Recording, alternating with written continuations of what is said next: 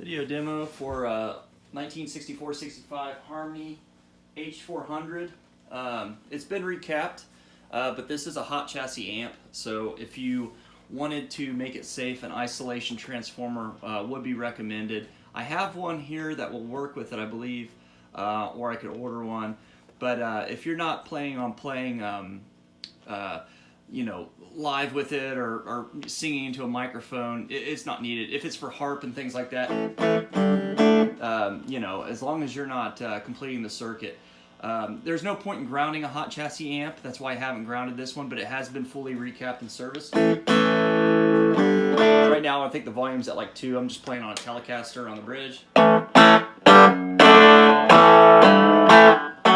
Looks pretty original. The speaker, the original Jensen's in there, and it's not blown. So just one knob, one volume knob, and 3 inputs, which is, I think, too many. But it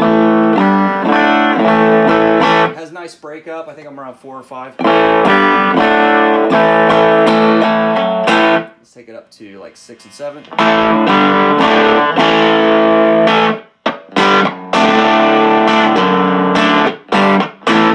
Pick, so I'm playing kind of weird today. So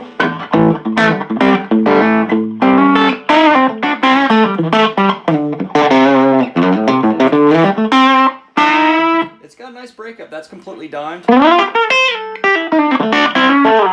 These make really nice recording amps. You can also put an input out. I haven't put one in, but you could always run it into a bigger cab. I think they're probably around 3.5 watts or so. This one's, it's not, you know, it's not a collector's piece. It's got some wear and tear, but overall pretty good condition. And as I said, all the electrolytics, including the filter caps, have been replaced in there, and the bias and tone caps. It's just easier to replace them all and not chase ghosts down the line.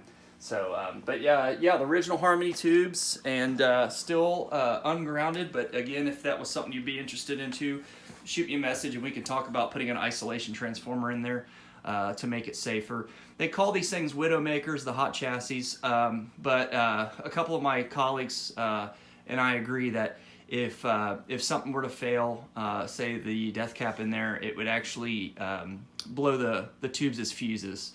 But it still could give you a pretty nasty shock. But again, this isn't Marshall and Fender 450 volt DC, so it's quite lower voltage. I think around 300 or so. But if you have any questions or want any more photos or anything of that sort, feel free to reach out. Thanks.